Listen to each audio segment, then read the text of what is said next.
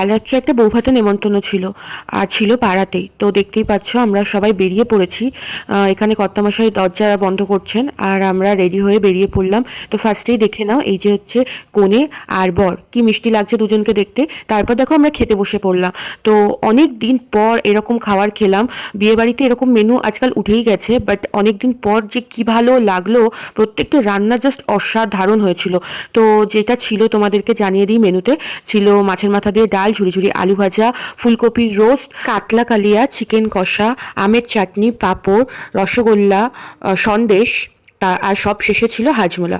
আর বিয়েবাড়ির এই মাছের মাথা দিয়ে ডাল আর ঝুরঝুরি আলু ভাজা খেতে যে আমার কি ভালো লাগে, তোমরা কে কে খেতে পছন্দ করো অবশ্যই কমেন্ট করে জানাবে। হ্যাঁ, বহুদিন পর এরকম মেনু পেলাম। যাই হোক, আজকের ভিডিওটা এটুকুই। চলে আসবো খুব শীঘ্রই নেক্সট অন্য কোনো ভিডিও নিয়ে। ততক্ষণ সবাই সুস্থ থেকো, সাবধানে থেকো, ভালো থেকো। টাটা, গুড নাইট সবাইকে, টাটা।